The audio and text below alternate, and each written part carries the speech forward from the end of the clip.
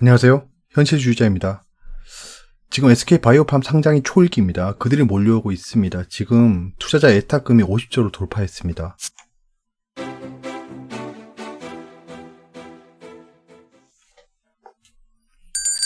SK바이오팜의 개인 뭉칫돈이 31조 모였었다. IPO 새 역사를 썼었다. 과거형이죠. 드디어 돈이 몰려오고 있습니다. 예상했던 시나리오긴 한데 좀 얼떨떨하긴 하네요. 지금 투자자 예탁금이 약 10% 가까이 상승했습니다. 4조 가까이 들어왔고요. 신용융자는 지속적으로 상승하고 있고 CMA 잔고도 지금 거의 9조 가까이 상승했습니다. 굉장하네요. 지금 돈이 계속 들어올 것 같습니다. 이 상태면. 지금 SK바이오팜에 대한 기대치가 좀 반영되고 있는 거죠. 자, 그리고 이동근님께서 질문을 해주셨어요. 현자님이 질문이요. 뉴스 보면 JP모건에서 이번에 주식시장에 대한 비중을 상향으로 조정했다고 하는데 이와 같이 돈 있는 3사, 모건, 골드만, 메릴린치 같은 애들이 주식을 투자해라 말아 하고 나서 실제로 주가와 상관관계가 있는 걸까요? 아니면 한국 증권사 애널리스트들의 투자 의견처럼 아무 의미 없는 이야기일까요? 과거에는 어땠나요? 답변 부탁드립니다. 라고 하셨습니다. 제가 예전에 그랬던 내용인데요. 다시 한번 보겠습니다. 넘어갔네요. 자, 코스피 지수와 외국인 투자 기관의 의견입니다. 코스피 최고점 18년 1월 29일 2600포인트죠. 그때부터 코로나 사태까지 1400포인트죠. 최대 낙폭은 44.8%였습니다. 낙폭의 수치는 1100포인트, 하락 기간은 2년 2개월입니다. 자, 보시면 이 내용은 자세히 보시면 알 것 같아요. 제가 몇 가지 포인트만 말씀드리겠습니다. 자, 최고점 때 되니까 이제 반도체 정점이다, 셀트를 매도해야 된다, 이런 의견을 냈어요. 근데 노무라, CT, 골드만삭스, CS증권 이런 애들이 전부 다 합심해서 2800에서 3000포인트 간다라고 얘기를 했습니다. 이때 고점일 때예요. 그 뒤부터 계속 떨어지죠. 계속 떨어지면서 중간중간에 여러 가지 이슈가 있는데 제가 외국인 엑소더스 기간이라고 제가 지정했습니다.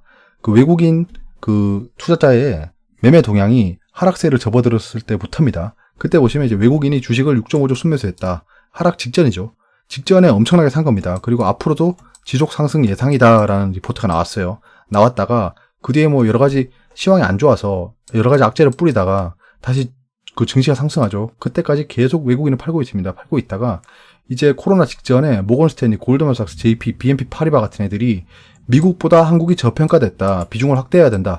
코스피는 2350까지 간다라고 리포트를 내고 그 뒤로 각도가 가팔라지면서 팔았습니다. 자, 쿠이 보노란 얘기를 제가 말씀드렸습니다. 모든 행동에는 이유가 있다는 거죠. 자, 이런 것만 봐도 어떤 사람이 어나운스를 하고 있는데 뒤로는 돈을 받고 있죠. 그런 희화한 거고요. 그 다음에 쿠이 보노란 말은 로마에서 유래했습니다. 자, who benefits라고 하는데요.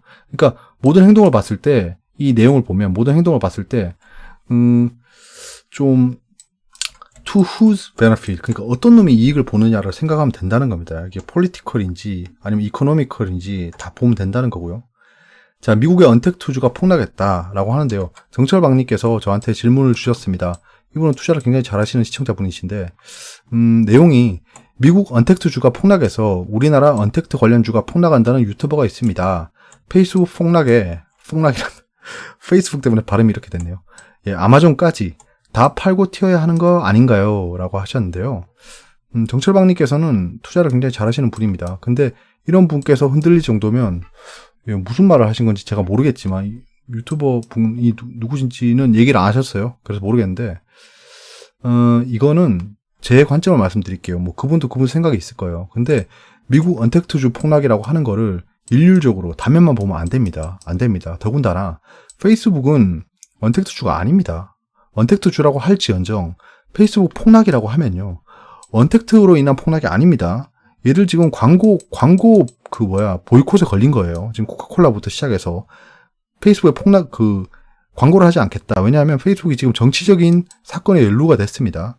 트럼프 대통령의 그런 트위터 사건이 있었죠. 트위터는 강경 조치를 했습니다. 근데 페이스북은 좀 뜨뜻미지근하게 언론의 자유를 보장해야 된다라고 하면서 그런 태도를 취하는 바람에 지금 대형 업체들의 광고가 끊긴 거예요. 그래서 하락하는 겁니다. 아마존은 언택트 전자상거래 이렇게 볼 수 있는데요. 그러면 코로나가 만약 재확산 된다고 하면 언택트가 떨어질 일은 없습니다. 없는데 아마존은 더군다나 언택트 중에서도 클라우드 업체입니다. 클라우드 사용량은 계속 늘 거예요. 그러니까 아마존의 폭락은 상승폭에 대한 반납입니다. 그러니까 모든 종목들이 4%도 5% 떨어졌다고 해서 언택트의 폭락이다. 미국 언택트주가 폭락했기 때문에 한국도 폭락하고 한국의 언택트주도 박살난다. 이건 아닙니다. 이건 너무 연역적 추리를 과하게 한 거예요. 저는 그렇게 아니라고 보고 지금 고점에서 잠깐 조정을 한 겁니다. 절대 이게 폭락으로 이어지지 않습니다. 저는 이거는 확실합니다. 근데 추가적인 악재가 발생하면 퀘스천인 겁니다. 그거에 대해서 뒤에서 말씀드리고요. 자, 그리고 제가 이 질문 때문에 좀 오래 걸렸는데요. 운선님께서 질문을 주셨는데요. 현자님 영상 재밌게 보고 있습니다. 만약 조만간에 천문학적인 중대 사건이 발생해서 세계 경제가 붕괴되었다가 1년 후에 한국 중심으로 다시 점진적으로 세계가 회복된다고 하면 어떤 대응이 적절할까요? 라는 질문입니다. 제가 이 질문을 보고 좀 여러 가지 생각을 해봤어요. 이분이 질문하신 의도가 있을 겁니다. 제가 예전에 입사할 때 입사 면접에서 그런 질문이 있었습니다. 대한민국에 바퀴벌레가 몇 마리인가요? 라고 했습니다. 제가 네, 알겠습니다. 제가 지금부터 나가서 가가호호 다 다니면서 바퀴벌레 세보겠습니다. 라고 해도 해결 못합니다. 이거는 논리력을 따지는 거예요. 그럼 이분은 저한테 논리력 시험을 해보는 거라고 생각하겠습니다. 왜냐하면 이런 일은 발생할 수도 있지만 안 할 확률이 높습니다. 자, 그러면 재밌게 보고 있습니다는 빼고요. 자, 만약 조만간이면 이제 뭐 1년 내겠죠. 천문학적인 중대 사건이라고 하면, 천문학적이라고 하면 그 별자리, 그러니까 운석 이런 것들입니다. 그러니까 아마겟돈 같은 것들이 천문학적인 중대 사건입니다. 아니면 일식이 오래돼서 빙하기가 온다. 약간 이런 것들이 천문학적인 중대 사건이라고 할 수 있겠죠. 세계 경제가 붕괴됐습니다. 세계 경제가 붕괴될 정도면 아마 물리적인 타격을 입었을 거라고 생각합니다. 아마 운석 떨어지면 세계 경제가 붕괴되는 게 아니고 지구가 붕괴되겠죠. 그러면 운석이 충돌해서 지구가 망하는 게 아니고 유성우 같은 게 떨어져서 아마 주요 지점을 타격했을 것 같습니다. 1년 후에 한국 중심으로 다시 점진적으로 세계 경제가 회복된다고 하면 1년 후면 굉장히 짧은 기간에 경제 회복이 시작되네요. 그러면 아마 이런 빅뱅 같은 일은 벌어진 게 아니고 유성우가 떨어졌습니다. 근데 한국 중심으로 점진적으로 세계 경제가 회복된다고 했으니까 한국 중심이라고 하면 자, 한국은 어떤 나라인가요? 자, K바이오로 떴습니다. 이번에 K바이오 반도체 강국입니다. 반도체 강국이고 그 외에 내세울 건 또 SOC를 내세울 수 있고요. 그다음 조선을 내세울 수 있겠죠. 자, 이렇습니다. 자, 그럼 한국 중심으로 세계가 회복된다고 하면 우리나라가 뚜렷하게 잘하는 게 없습니다. 그러니까 이번에 K바이오는 좀 두각을 드러냈지만 다른 나라에 비해서 우리가 정말 이거 잘합니다라고 할 만한 건 많이 없어요. 근데 한국 중심으로 회복된다는 거라고 하면 아마 이 유성우가 운 좋게도 한국을 비껴나간 것 같아요. 그 G12에서 G11만 다 타격을 입고 G12인 우리는 안전한 상황인 것 같습니다. 마치 에반게리온 같은 애니메이션처럼 한국만 살아남은 거죠.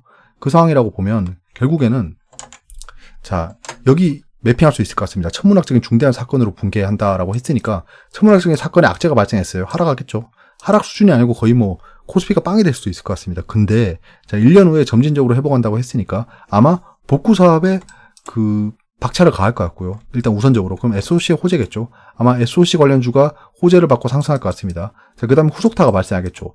유성우가 떨어졌기 때문에 지진이라든가 홍수, 화산 폭발 같은 게 일어날 겁니다. 그러면 뭐 짓고 있던 게 다시 무너졌다라고 하면 악재가 발생할 건데 이런 악재는 이 악재에 비할 바는 아니겠죠. 덜 떨어질 겁니다. 더블디를 형성하고 다시 그 다음에는 이제 좀 복구가 됐으니까 연준, 그 다음에 한국은행, EU 이런 애들이 금리 인하를 한다거나 양적 완화를 한다거나 해서 호재를 발생시킬 거예요. 그래서 뭐 마이너스 금리 해줄 테니까 돈을 빌려가라. 빨리 복구 사업에 철저를 가해라 라고 했기 때문에 이런 식으로 상승한다고 하면 일단 하락이 끝나는 걸 기다린 다음에요. 그 SOC 관련주를 미리 매집할 것 같습니다. 그 다음에 뭐 조선 관련주도 필요하겠죠.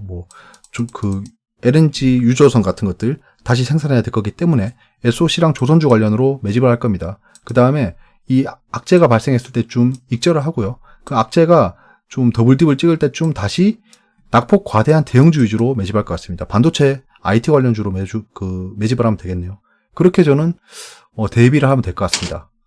자, 지금 현재 상승론자와 폭락론자가 첨예하게 대립하고 있습니다. 지금 오늘은 상승론자보다는 폭락론자가 약간 좀 TK 요성 정도로 했는데요.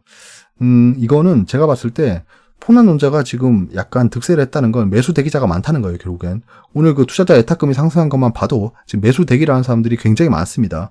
사고 싶어 하는 사람들이 많은 장에서 폭락이 있을 수가 없습니다. 만약에 새로운 악재라고 하면 강력한 변종이 발생한다. 추가적인 락다운이 계속 진행된다. 이 정도 수준이 아닌 이상 폭락이 오긴 힘들다는 겁니다. 이런 게 발생하면 폭락이 발생하는 거예요. 이거 외에 기상천외 악재가 또 발생할 수 있습니다. 갑자기 뭐 북한 친구들이 뭐 우리 영토나 영해나 영공에 미사일을 날렸다거나 이런 것들이 발생하면 좀 다르겠죠. 앞으로 나올 호재 뉴스를 보시면 연준 채권 매수, 그 다음에 일드캡 조정, 트럼프 재정정책, 5차 경기 부양, 치료제 백신 개발 소식, 볼코르 완화에 따른 위험자산 유입 이런 것들이 기다리고 있기 때문에 아마도 이 하락은 길지 않을 거고 조정 시 매수 기회가 맞다라고 봅니다. 저는 자꾸 막 언택트 폭락, 미국 폭락 이렇게 하면서 분위기 조장할 필요 없습니다. 이거는 단면만 보면 안 돼요. 하락할 만한 뉴스는 보면 미중 무역 분쟁 악화, 지금 뭐 슬슬 나오죠. 한일 경제 분쟁 지금 오늘도 좀 나왔죠. 확진자 증가 이거는 계속 뭐 얘기는 되고 있지만 매주 숫자를 트래킹하고 있는 우리가 봤을 때는 not new입니다. 그냥 normal. 자, 지정학적 리스크 이거는 뭐 계속 경계해야 되는 거고요.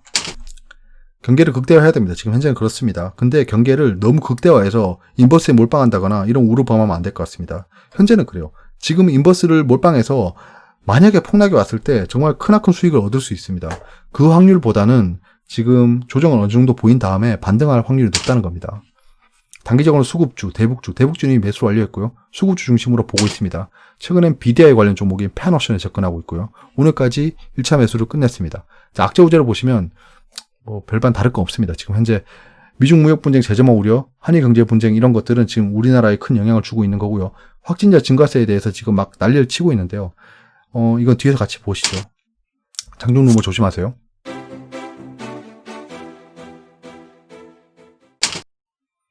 외신입니다. 자, 지금 현재 코로나 바이러스의 탑 10 밀리언, 자, 1000만이 넘었다는 겁니다. 결국에 제가 말씀드렸듯이 라운드 피겨 1000만을 넘었습니다. 1000만을 넘었기 때문에 지금 대서특필 하고 있는 거고요. 근데 이게 매주 10%대로 계속 상승했어요. 이건 우리가 봤잖아요. 그러니까 갑자기 막 폭증해가지고 1000만을 돌파했는 게 아니고요. 누적하다 보니까 1000만이 돌파한 거예요. 그러니까 약간 기념일 같은 겁니다. 그러니까 그런 건데 지금 약간 또 그 but이라고 하죠. US new cases edge down. 그러니까 새로운 케이스들이 이제 발생하지 않고 있다는 겁니다. 점점 줄어들고 있다는 거죠. 엣지, 그 끄트머리가 점점 떨어지고 있다는 거잖아요. 페이스북 보이콧 트러블스. 방금 말씀드렸던 페이스북의 하락은 결국엔 지금 광고에 대한 보이콧이 일어나고 있다는 겁니다. large advertisers boycotting 페이스북이라고 하죠. 스탁 세트 오픈 믹스. 자, 혼조세로 열렸다는 겁니다. 737 맥스가 지금 15개월 만에 비행을 시작했다네요. 테스트 플라이트입니다. 테스트 플라이트. 테스트 라이트가 아니고 플라이트인 것 같은데 기사 오타가 있네요. 오일이 안정화되고 있답니다. 코로나19의 우려 뒤에 안정화되고 있다는 건데요. 이게 히트 디맨드, 그러니까 이제 수요에 좀 쪼그라듦이 있었는데 다시 수요가 서서히 발생하고 있다는 거죠. 이거는 중국의 경제가 돌아가고 있는 상황을 보면 알고요. 그리고 BDI 지수를 계속 트래킹하다 보면 압니다. 길리어드가 얘기했는데요. 코로나19 바이러스 치료제에 대해서 가격을 책정했는데요. 2,340달러라고 합니다. 약 300만 원 정도 되는 거죠. 300만 원 정도 되는데 한 해 치료에 390달러라는 겁니다. 5일 연속으로 치료를 받아야 된대요. 이 렘데시비르인데요. 그런 얘기를 하고 있네요. 이게 결국에는 범용화가 돼야 되는데 가격이 비싼 듯 아닌 듯 합니다. 지금 약간. 자, 한컴 오피스 크랙 찾았다. 모네로 채굴로 해야 됐다. 이거는 악성 코드를 심어서 제 컴퓨팅 파워를 이용해서 채굴을 했다는 겁니다. 이러면 보안 관련주에 좀 이슈가 있겠네요. 홍콩 보안법 앞두고 으름장, 홍콩 주둔 중국군 저격 훈련 공개, 미중 무역 분쟁에 대한 좀 이슈가 생길 수 있겠죠. 일 정부가 G7 틀 유지 매우 중요. 한등 가입 사실상 반대. 사실상 반대한 거예요. 한국에 온다는 걸 반대한 게 아닙니다. 이렇게 되면 브라질도 열받을 수 있고요. 뭐 기타 등등입니다. 자, 근데요. 저럴만도 합니다. 그냥 그러니 하세요. 이거 트럼프 마음대로 할 겁니다. 어차피.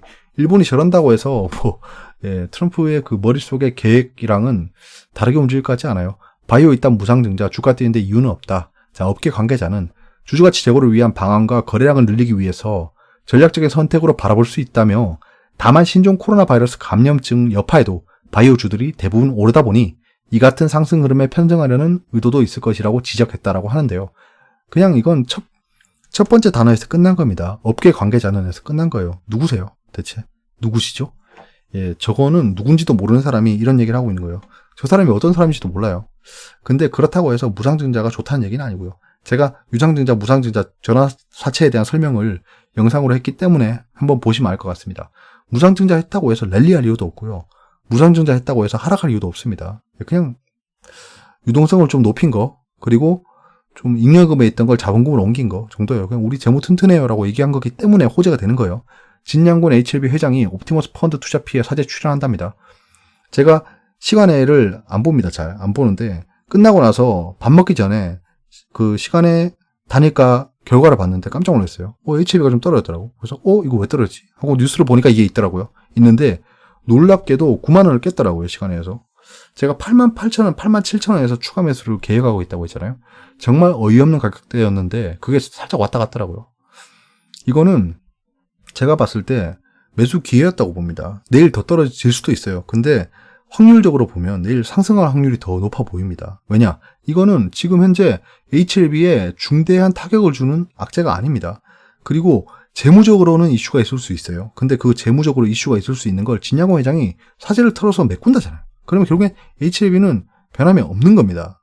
그러니까 내일은 놀란 가슴 때문에 아마 시초가부터 하락할 것 같은데 조금 따뜻하게 봐도 될 것 같긴 한데 시장을 계속 봐야겠죠. 시장 분위기도 봐야 되고.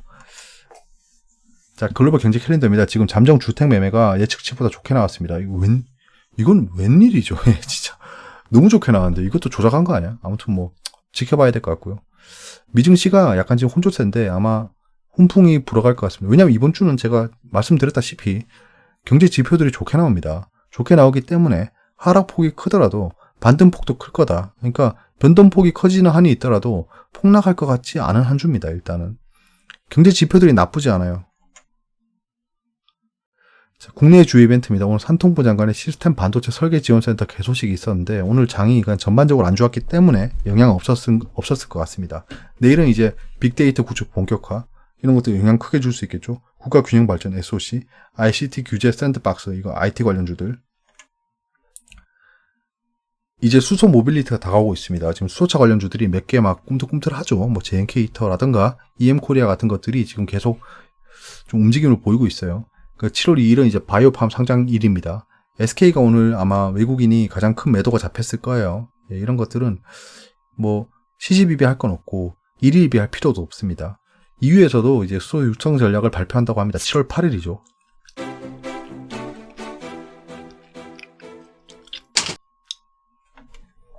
네, 오늘 장입니다. 뭐 전반적으로 안 좋았고요. 뭐 개인이 사고 외국인이 판 장인데요. 의미 부여가 힘든 좀 매도인 것 같습니다. 지금 가장 주목해야 될 거는 투자자 예탁금이 50조 5천억이다. 갑자기 9%나 늘었다. 거기다가 CMA 펀드는 9조가 늘었다입니다. 이거는 무슨 일인지 모르겠네요. 지금 이렇게까지 늘 일인가 싶긴 한데 SK바이오팜의 IPO가 몰리고 주식시장으로 많이 올 거라고 했잖아요. 이거는 현재 여러분들은 다 아시고 계셨을 거예요. 당연히. 콘텐츠로 잠깐 바뀐 것도 집중해볼 만한데 그렇다고 선물이 1조 원 넘게 매수가 된다거나 했는 그런 좀 건전한 콘텐츠가 아니고 그냥 현선물 차익 거래 중에 발생한 콘텐츠로 파악하고 있습니다. 저는. 지금 현재 미국 증시는 그냥 강보합에서 다우존스 좀 오르고 있어요. 이거는 좀 은행주 관련해서 상승하고 있기 때문에 그런 겁니다. 딱히 뭐 집중해 볼 만한 지표는 없고요. 유로존이 좀 좋다. 유로는 계속 좋겠죠. 지금 독일이 우호적으로 바뀌었고 그 다음에 약간 구제금융 쪽으로 독일이 좀 파지티브하게 바뀐 게 굉장히 큰 영향을 주고 있습니다. 근데 이게 지급하는 게 보조금 형태로 지급한다는 거예요. 그러니까 차관을 준다는 게 아니고 보조금 형태로 준다는 겁니다. 보조금은 갚을 필요가 없는 돈이에요. 이런 거는 굉장히 좀 약간 힘든 나라들한테 굉장히 호재가 될 수 있죠. 유로존 전체는 지금 계속 상승하고 있고 아마 나쁘지 않을 걸로 보입니다. 지금 원달러는 1200원을 왔다 갔다 하고 있고요. 만약에 호재가 집중화되면 원달러가 1100선으로 계속 떨어질 것 같습니다. 유가는 지금 스테블라이즈드라고 했잖아요. 안정화되고 있고요. 비트코인 골드 컨트랙은 이제 노낸 것 같아요. 이건 이제 별개로 노는 개별주로 봐야 될 것 같습니다. 지금 현재 시장 상황이랑 관계없는 것 같아요. 이제는. 왜냐하면 저긴 투기 자본이 몰렸고 올리고 싶어 한장한 골드만삭스 이런 애들이 있기 때문에 그런 것 같습니다. 시장을 잠깐 확인하고 끝내겠습니다. 자, 코스피는 지금 그냥 프로그램으로 쭉 밀었어요. 별반 차이 없습니다. 그냥 외국인은 쭉 밀었고 금융투자 따라갔고 나머지 주체들도 그냥 밀었다. 이거는 체계적 리엄이 발생했기 때문에 아마 패시브적으로 그냥 프로그램 매도를 한 걸로 보입니다.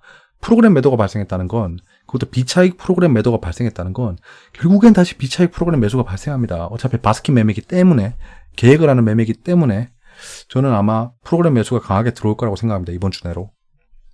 자, 코스닥입니다. 코스닥은 이것도 뭐 난유. 예. 결국 외국인 움직임을 좀 많이 따라가고 있는데요. 이거는 좋지 않은 움직임이긴 해요. 예. 외국인이 어떻게 자신 있게 투자를 할 수가 없습니다. 이러면 너무 많이 추정하잖아요. 예. 좀 아쉬운 상황이긴 한데. 예. 코스피도 예. 뭐 대중소 다 안 좋았고 코스닥 대중소 다 안 좋았죠. 예. 이건 볼 게 없습니다. 볼 게 없어요. 오늘은 그냥 전반적으로 좀 체계적인 리스크를 대비하는 장이었다. SK 많이 팔았고요. 자, 장을 잠깐 볼까요? 예, 톱텍은 아니고요. 아, 톱텍 볼까? 예, 톱텍이 반등을 했네요. 예, 제가 생각한 반등 타이밍보다 좀 더 늦었지만 여기서 쭉 반등 안 하냐는 좀 몰라요. 21선에서 좀 봐야 될 것 같아요. 이는 단기 수급주는 이동평균선의 생명입니다. 모든 종목이 이동평균선을 보는 게 아니고요. 단기 수급주는 이동평균선에서 많은 거래량이 발생합니다. 어쩔 수 없는 것 같아요. 왜냐하면 지금 단타충이 너무 많습니다. SK는 예, 생각한 라인에서 지금 현재 횡보하고 있는데요. 저는 좀 톨러런스를 가지고 25만원쯤에서 보려고 했는데 아마 내일쯤 결판이 날 것 같네요. 이렇게 되면 삼성전자는 안 그래도 정철님께서 저한테 따로 여쭤보셨어요. 메일로. 삼성전자가 오늘 갭상승한 뒤에 음봉을 그릴까요? 라고 하는데 제가 왜 그렇게 생각하세요? 라고 했어요. 근데 답이 아직 없으십니다. 정철님 뭐 저한테 댓글 달아주시면 제가 좀 궁금해요. 왜 갭상승한다고 생각했는지. 설마 그게 이재용 그 부회장에 대한 그 리스크가 약간 해소됐다고 갭상승한다고 생각하시는지 모르겠어요. 아닙니다. 제가 계속 말씀드렸잖아요. 삼성전자는 그 CEO 리스크라고 하죠. 뭐 CEO는 아니시지만 CEO 리스크가 없는 종목 중에 하나입니다. 잘못되건 잘되건 주가에 큰 영향이 없어요. 그렇기 때문에 그렇게 판단하시면 안 됩니다. 예, 그건 아닌 것 같아요. 예. 아닌 것 같고 요즘에 되게 새로운 말들이 많이 들리네요. 예, 좀 이해할 수 없네요. 자, 삼성바이오로직스 이 정도면 저 정도 아니고 볼만한 게 있나요? 카카오의 언택트 예, 그냥 조정이죠. 예, 그냥 조정이죠.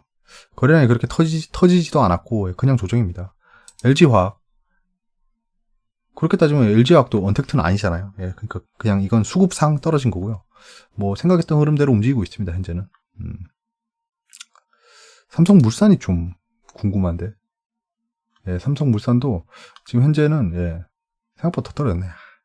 예, 이렇게 W 반등하고 올라갈 거라고 생각했다. 아무튼 삼성물산 전 좋게 보고 있습니다. 계속 좋게 보고 있어요. 자, 코스닥 CS 베어링은 뭐 예, 단기 급등 주고 그래도 10%는 올랐네요. 예, 윗꼬리가 좀 길게 달렸지만 10% 오르고 끝난 겁니다. 예, 굳이 울상 지을 필요 없을 것 같고요. 이러고 더 상승하는 게 현재 추세입니다. 여기서 폭락한다고 볼 수 없어요. 셀트헬스케어 KMW 뭐 좋았죠. 예, 좋았죠. 이거 뭐 팔이유가 없었고 오늘 시장은 안 좋았지만 좋았다. 근데 5G 관련주 중에 또 얘가 또 제일 또 헛방이네 갑자기. 아 진짜 대장주라고 잡았더니 뭐 다른 게 다 올라가고 있어. 나 왜 이렇게 대장주를 못 잡죠? 아 진짜 이 섹터 보는 눈은 괜찮은 것 같은데 제가 봤을 때 대장주 선별 능력이 진짜 헛방인 것 같습니다.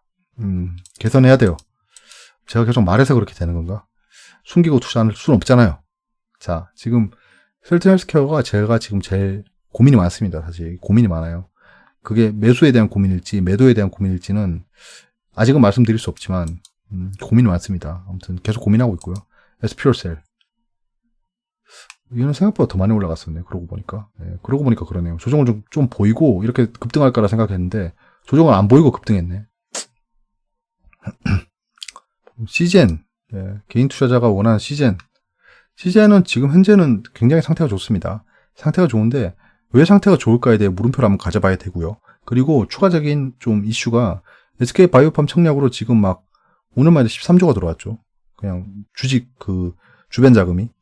근데 지금 현재 추세로는 SK 바이오팜의 매수는 실패할 것 같습니다. 그들의 원하는 매수는 실패할 것 같아요. 그런 상황에서 어떤 거 살까요? 삼성전자, 시젠, 셀트리온, 삼성바이오로직스 이런 걸 보겠죠. 그 중에 하나일 것 같습니다. 그게 좀 변수인 것 같고. 자, 에코프로 BM은 뭐 그냥 그렇겠죠. 그냥 그렇네요. 이것도 적절한 조정. ABL 바이오는 그 누구인가 중이죠. 제가 생각한 라인까지 왔어요. 좀 기다려 보겠습니다. 이까지 떨어질 건 알았고. 에쿨론. 이것도 뭐 똑같죠. 지금 그냥 조정 보이고 있는 거예요. 21선까지 뭐 조정할 수 있겠죠. 이건 생각보다 더 많이 떨어졌네. 과연 이까지 올까요? 제가 생각한 추가 매수 라인까지 올까요? 오면은 제가 추가 매수를 검토해 보겠습니다. 지금은 장이 약간 흐지부지 하기 때문에 추가 매수를 신중하게 해야 돼요. 알테오젠 오늘 하락 컸죠. 이게 지금 제가 생각한 라인보다 좀 많이 떨어졌는데요. 제가 이렇게 될 거라고 생각하고 있습니다. 지금 약간 이렇게 될 거라고 생각하고 제가 걸어놓은 스탑로스 라인이 있어요. 거기까지 안 갔습니다. 오늘 제가 지금 큰 수익을 받기 때문에 이 큰 수익에 대해서 수익을 보전해야 됩니다. 수익의 절반 이상을 날리지 않을 거예요. 수익의 절반 이상을 날리지 않을 겁니다. 그거에 대해서 스탑로스를 걸어놨고 생각보다 꽤 넓은 폭이긴 합니다. 그리고 SK 머티리얼즈 좋다. 이까지 좀 조정 보이고 올라가지. 진짜 그랬으면 투자를 했는데 이런 건 좀 아깝죠. SK 바이오랜드 이거는 제가 봤을 때 좀 지지부진하다가 SK 바이오팜이 아니래 상승하면 그때 잠깐 윗꼬리 그릴 것 같습니다. 뭐 가지고 계신 분들은 제가 가타부터 할 수 없습니다. 근데 신규 매수를 고려하고 있다면 그때 따라붙어서 물리지 마세요. SK 바이오랜드는 SK 바이오팜이랑 관계 없습니다. 그렇게 생각하고요. 업종. 자, 코스피 생각한 라인에서 움직이고 있고요. 여기서 추가 하락은 좀 어려울 것 같습니다. 어려울 것 같고 추가 하락한다면 밑꼬리 길게 달고 올라올 확률이 높습니다. 이 밴드에서 놓을 것 같고요. 한번 계속 지켜보시죠. 이건 누가 만지 한번 봅시다. 그렇다고 뭐 다른 사람들 얘기한 거 아니고요. 뭐 JP 모건이나 이런 애들이 제 경쟁자입니다. 이렇게 개소리 한 번씩 해야죠.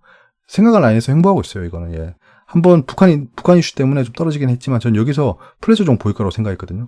이 망할 진짜 이 김정은 함부로 말하면 안 되죠. 그래도 인격체인데 그래도 갓난 새끼 진짜 그런 짓거리만 안 했으면 제가 그냥 이렇게 되는 건데 좀 모양 빠지잖아. 궁금한 게 있으면 댓글로 말씀해 주세요. 한 주의 시작이 좀 어렵습니다. 어렵지만 뭐 나쁘지 않았던 것 같습니다. 나쁘지 않았고 지금 미증시를 좀 지켜보시고요. 미증시가 떨어진다고 우리가 떨어지는 것도 아니고 반대입니다. 반대로 똑같습니다. 미증시가 오른다고 해서 우리가 오르는 것도 아닙니다. 그러니까 참고하는 바로미터로 활용하시고 미국이 어떻게 해서 우리가 어떻다 애매한 것 같아요. 그냥 전 세계 증시가 이런 흐름이다 정도로만 보시면 될 것 같습니다. 그래서 이번 주는 좀 하락을 크게 보이면 진짜 하락을 크게 보이면 만약에 하락을 크게 보이면 저는 진짜 무조건 매수 기회라고 생각합니다. 이건 여기까지고요. 감사합니다.